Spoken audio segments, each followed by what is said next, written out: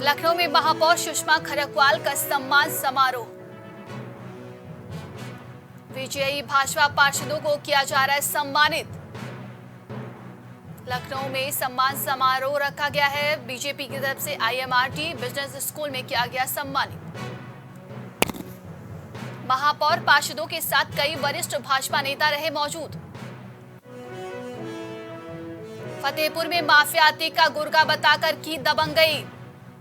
युवती पर शादी का दबाव बना रहा था अरशद अली। खबर फतेहपुर से है। रंगदारी मांगने पर गुर्गे की मां और पिता शकील गिरफ्तार। छेड़खानी के केस में जेल से छूटकर आया था आरोपी अरशद। पीड़िता पर तेजाब डालने की दे रहा था धमकी। सदर कोतवाली इलाके के सैयद बाड़ा का ये पूरा मामला है। फतेहपुर में माफिया आतिक का गुर्गा बताकर की गई दबंगई। युवती पर शादी का दबाव बना रहा था अरशद अली।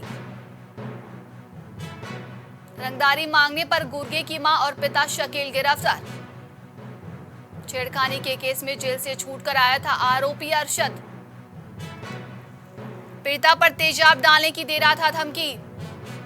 खबर फतेहपुर से है। सदर कोतवाली इलाके के सैयद बाड़ा का ये पूरा मामला बताया जा रहा है। जालौन में सिपाही भेदजीत हत्याकांड का मामला। पुलिस एनकाउंटर में मारे गए 2 बदमाश। शहीद भेदजीत सिंह के हत्यारे एनकाउंटर में हुए ढेर। बड़ी खबर आपको बता दें, पुलिस ने उमेश और रमेश को मुठभेड़ में किया ढेर। उरई कोतवाली के फैक्ट्री एरिया के पास हुआ एनकाउंटर। उरई प्रभारी शिव कुमार राठौर के बाएं हाथ में लगी गोली। बदमाशों के पास से तमंचा और कारतूस बरामद। बदमाशों ने हाईवे पर सिपाही की थी हत्या।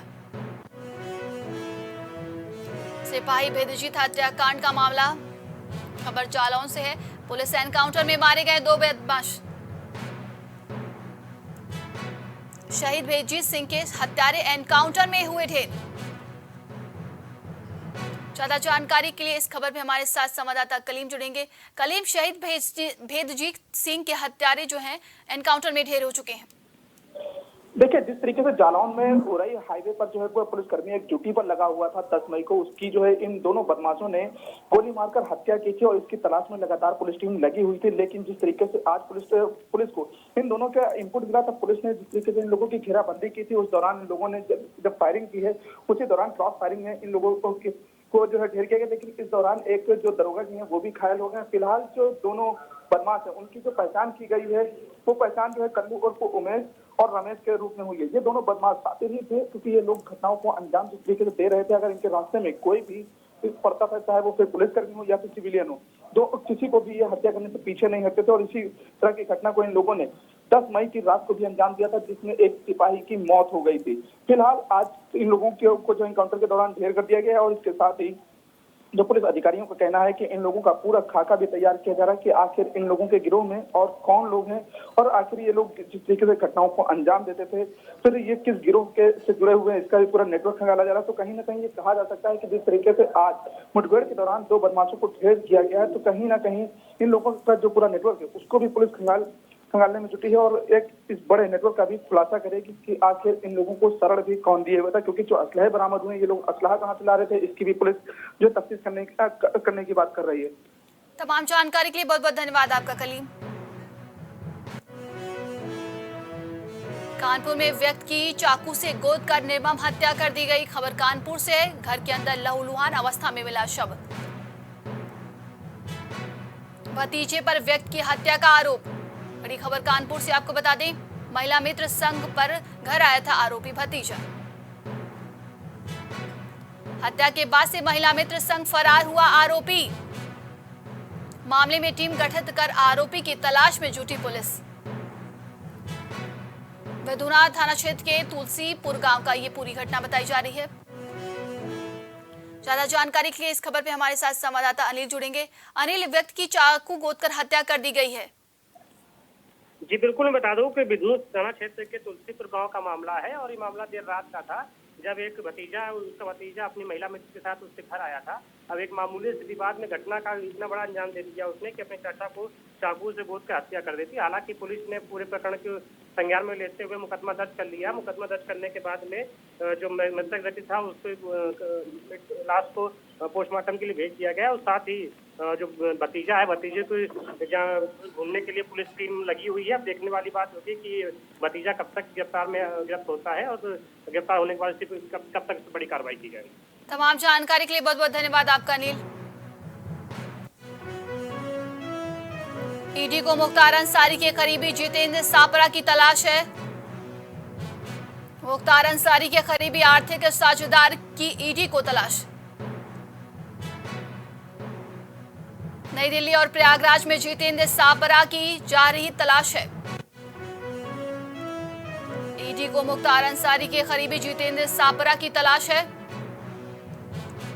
मुख्तार अंसारी के करीबी आर्थिक साझेदार की ईडी को तलाश। नई दिल्ली और प्रयागराज में जितेंद्र सापरा की जारी है तलाश। ज्यादा जानकारी के लिए इस खबर पे हमारे साथ संवाददाता कलीम जुड़ेंगे। कलीम, मुख्तार अंसारी के करीबी जितेंद्र सापरा की ईडी लगातार तलाश कर रही है, क्या कुछ है ये मामला?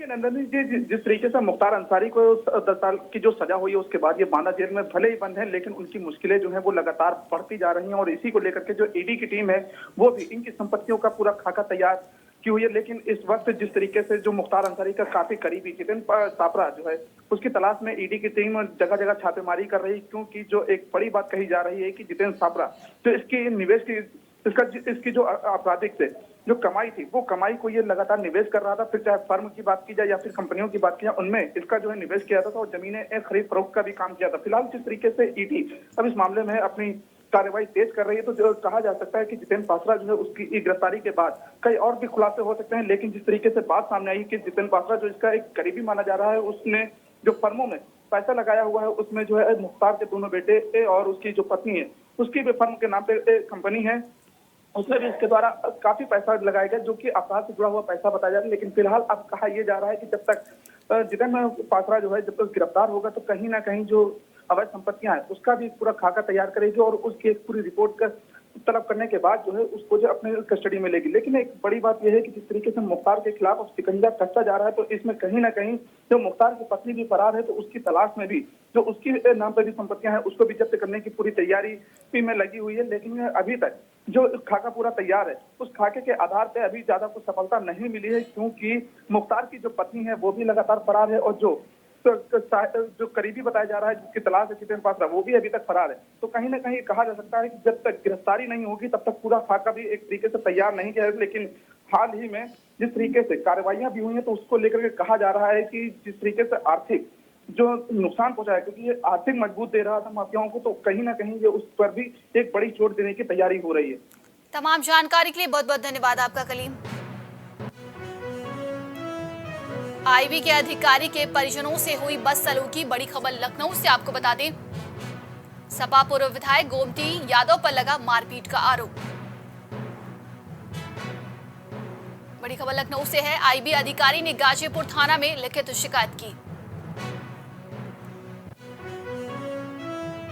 आईबी के अधिकारी के परिजनों से हुई बस सलूकी। सपा पूर्व विधायक गोमती यादव पर लगा मारपीट का आरोप। आईबी अधिकारी ने गाजीपुर थाना में की लिखित शिकायत। ज्यादा जानकारी के लिए इस खबर पे हमारे साथ संवाददाता कलीम जुड़ेंगे। कलीम, आईबी के अधिकारी के परिजनों से बस सलूकी की गई है।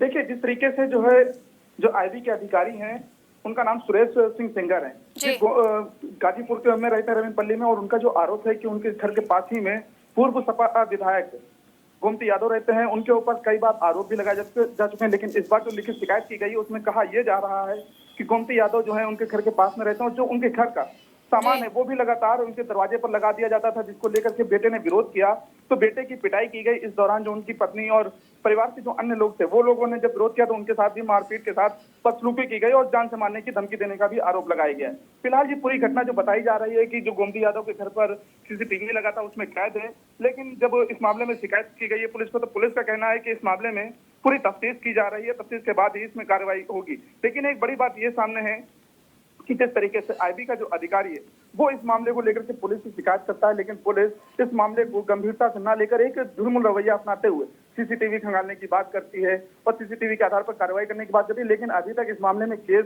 दर्ज न करने का भी एक आरोप लगा है। फिलहाल पुलिस साफ कह रही है कि इस मामले में जो भी साक्ष्य सामने आएंगे उसके आधार पर ही पुलिस अपनी कार्रवाई करेगी, लेकिन इस मामले को लेकर के जिस तरीके से आईबी अधिकारी का कहना है कि जिस तरीके से गोमती यादव की तरफ से धमकियां दी जा रही हैं तो उसको लेकर के परिवार पूरा डरा सहमा हुआ है और पुलिस से एक गुहार लगा रहा है कि उनकी जान माल की रक्षा की जाए।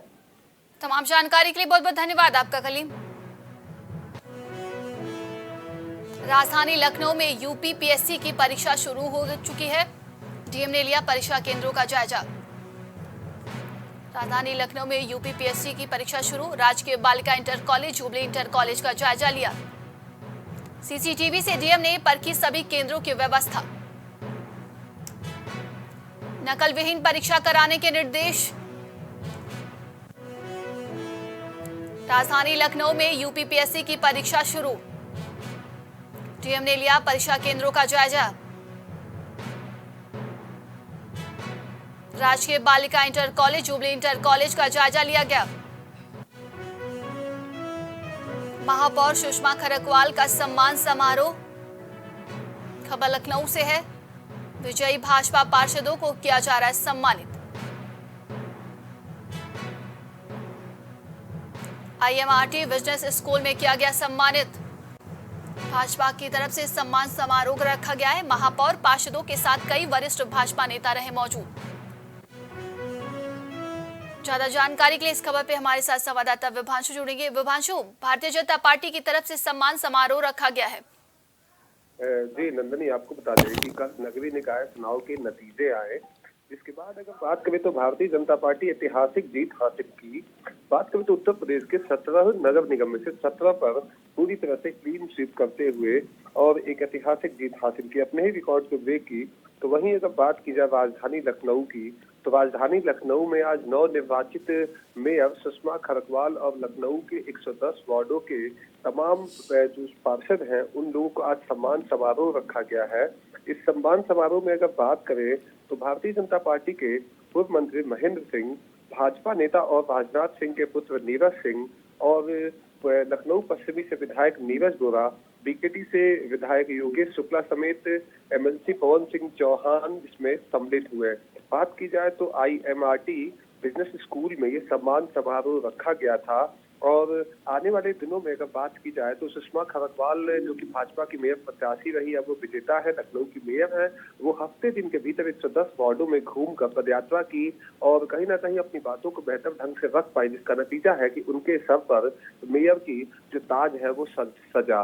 अब बात की जाए तो आने वाले दिनों में अब एक कहीं ना कहीं प्रशासन की तरफ से विजय जुलूस निकालने पर प्रतिबंध लगा हुआ है, मगर सुषमा खरकवाल की तरफ से जानकारी दी गई है कि 110 वार्ड में वो लोगों में कुछ महिलाओं के समूह को लेकर जाके लोगों से धन्यवाद प्रस्ताव करने हुए नजर आएंगे। जी, तमाम जानकारी के लिए बहुत बहुत धन्यवाद आपका विभांशु।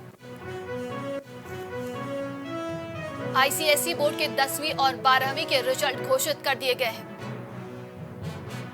2.5 लाख स्टूडेंट ने दिया था एग्जाम। तो आज आईसीएसई बोर्ड के रिजल्ट घोषित किए गए हैं। 12वीं में 5 स्टूडेंट्स को मिली पहली रैंक। 5 स्टूडेंट्स को पहली रैंक मिली है। 5 स्टूडेंट्स में से 3 लड़कियां शामिल हैं। सभी ने 99.75% अंकों से 12वीं में किया टॉप। आईसीएसई बोर्ड के 10वीं और 12वीं के रिजल्ट घोषित कर दिए गए। 2.5 लाख स्टूडेंट्स ने दिया था एग्जाम। 12वीं में 5 स्टूडेंट्स को मिली पहली रैंक। 5 स्टूडेंट्स में से 3 लड़कियां शामिल।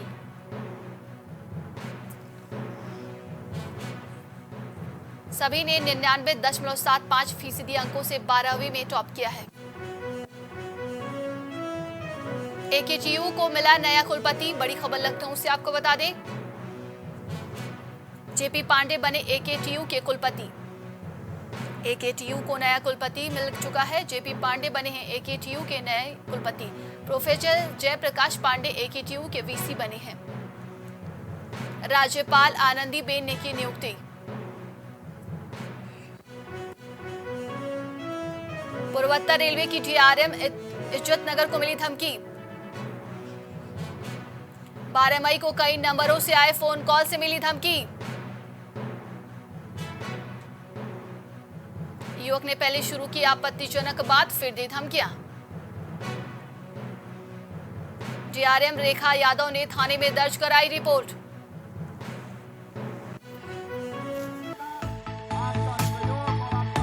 कुछ भाव पुष्प। आप देख रहे हैं प्राइम टीवी, सच साहस